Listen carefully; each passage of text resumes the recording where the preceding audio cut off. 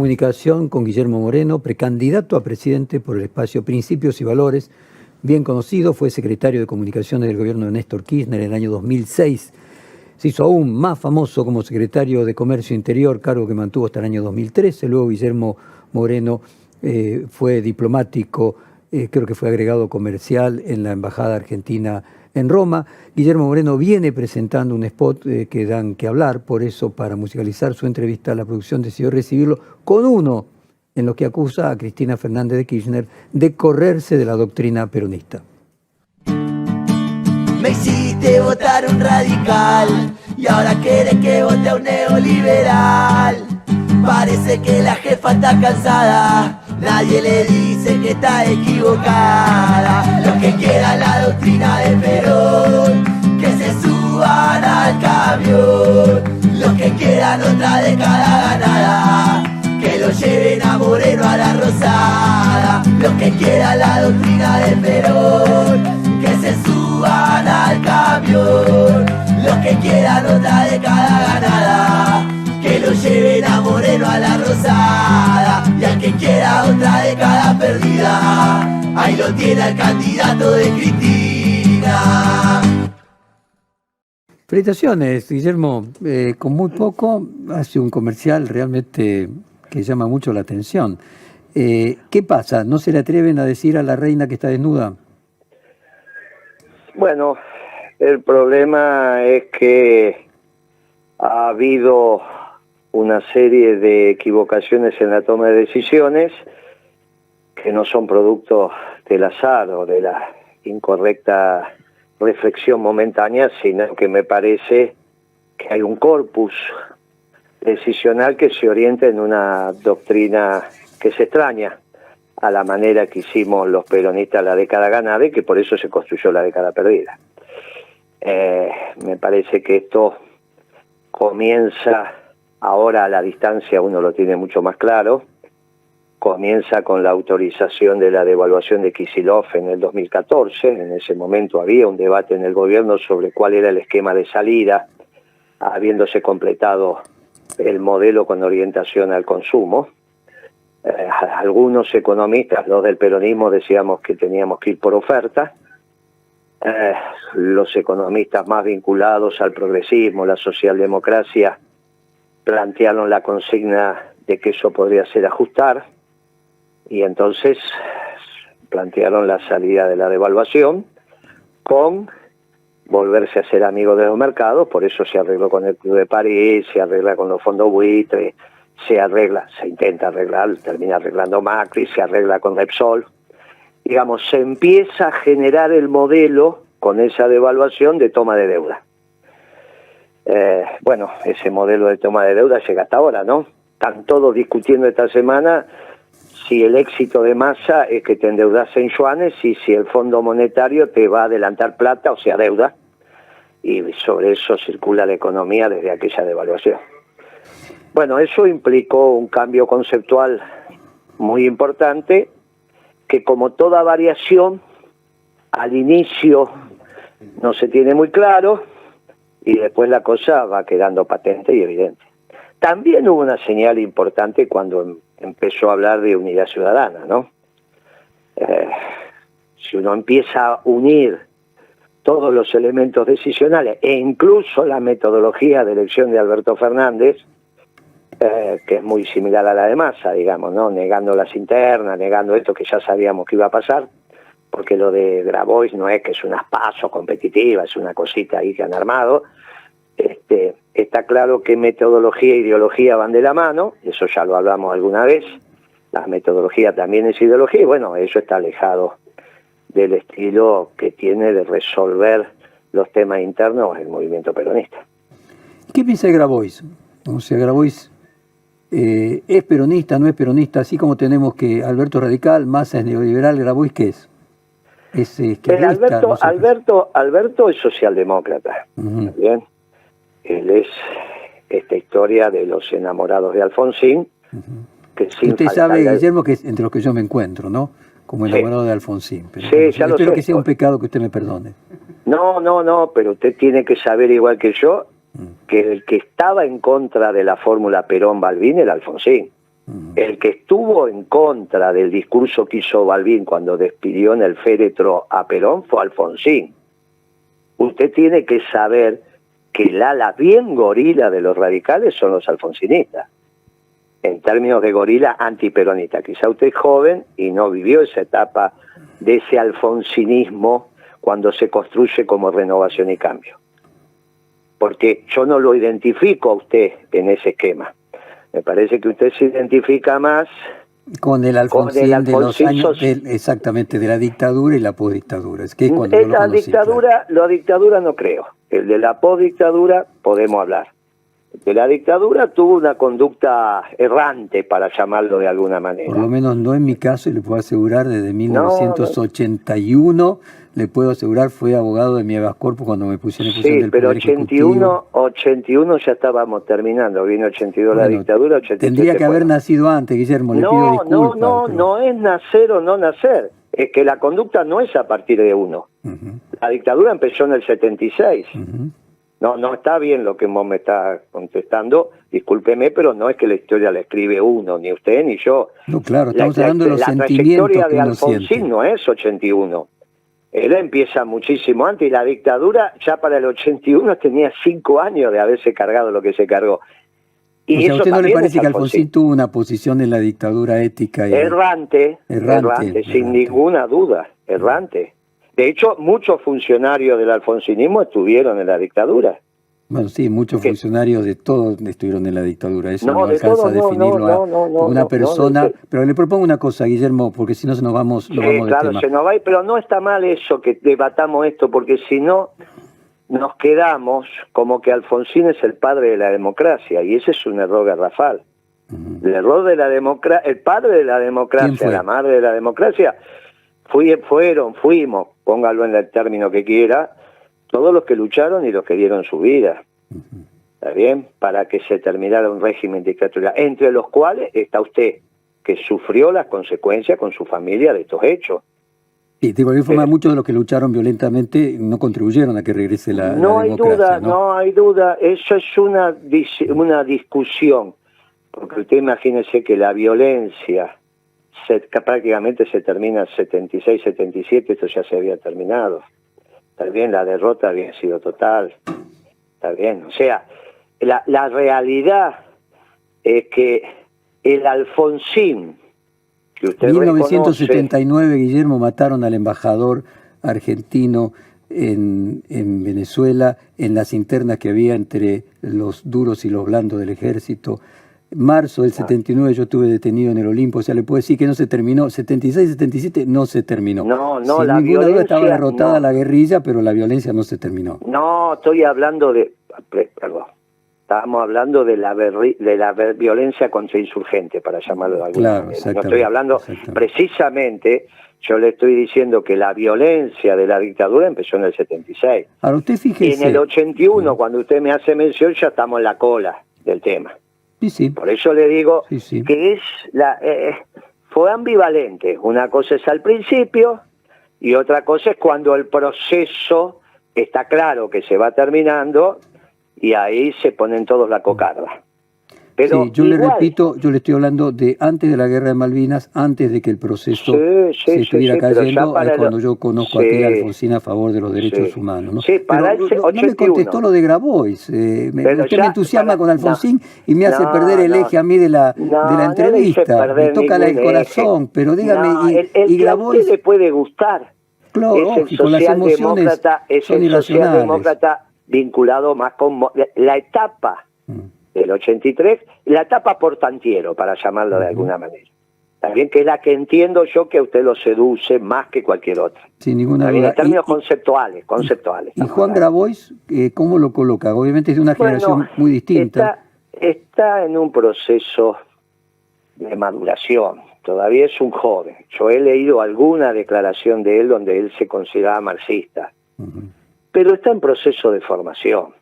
Como Milei, o sea que más tarde o más temprano va a terminar siendo peronista. Bueno, sí, porque alguno tiene que tener paciencia con esto, porque si no somos injustos. Ellos van a vivir cerca de 100 años.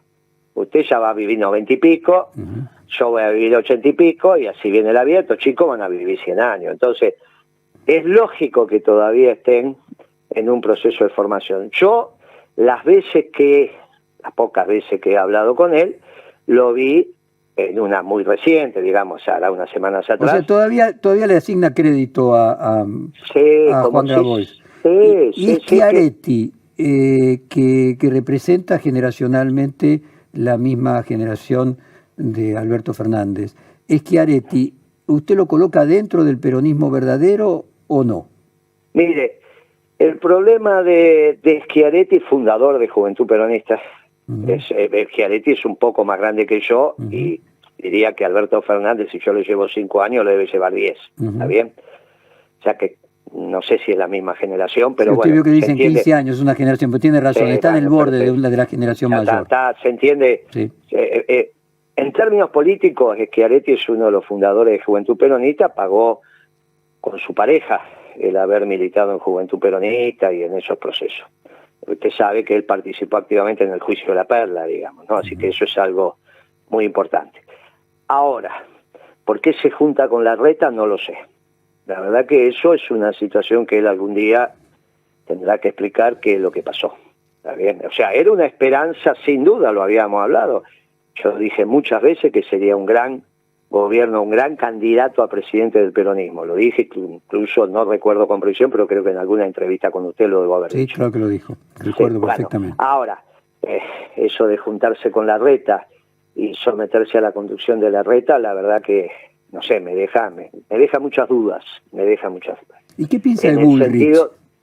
¿Perdón? ¿Y qué piensa de Bullrich, de Patricia Bullrich, que en algún momento, bueno, de hecho estuvo en el peronismo, cuando vuelve ella de su exilio, está en el peronismo de Cafiero, usted recordará. Sí, y después se acerca también a Carlos Menem. Sí, perfectamente. Salió, creo que tercera en esa lista que encabezó Herman González, ¿no? O segunda o tercera. Me parece que segunda, puede ser, sí. Herman González ganó en la capital federal con 33% de votos y ella fue diputada ahí, me parece que por primera vez. Me parece, mire, ha habido una metamorfosis que evidentemente yo, más que pensar, obviamente que ya no se identifica con el peronismo, ¿no? Hasta habla a veces despectivamente. Sí le diría yo que no sé si hoy a ella le interesa ganar. La verdad que me surge esta pregunta por los últimos pasos.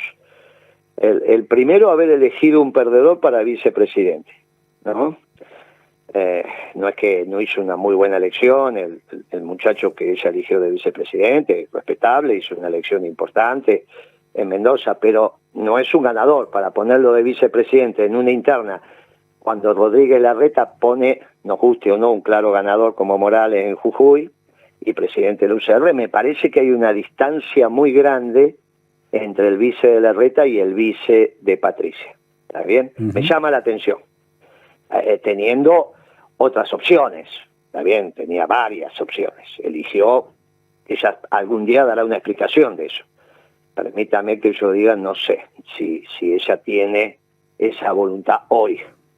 La segunda, el spot que lanzó.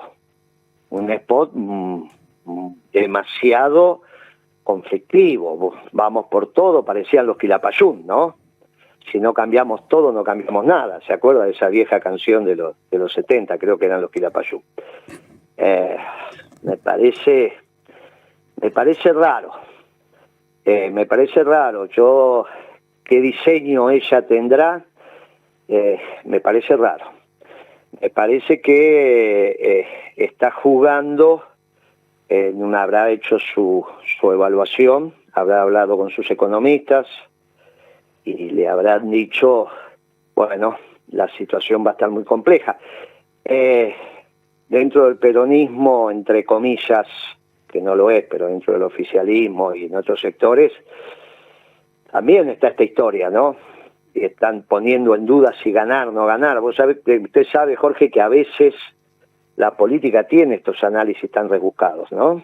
No, y ahí quería preguntarle, que viene de Guillermo, la vieja teoría trotskista que cuanto peor mejor, ¿no? Sí, y quería preguntarle respecto del futuro. ¿Es posible pensar que quien salga derrotado, si hace una elección razonable, imaginemos un Massa en un balotaje y que logre acercarse al 40%, lo que logró Macri perdiendo en el 2019, normalmente la historia es que el que pierde después no es el jefe de la oposición.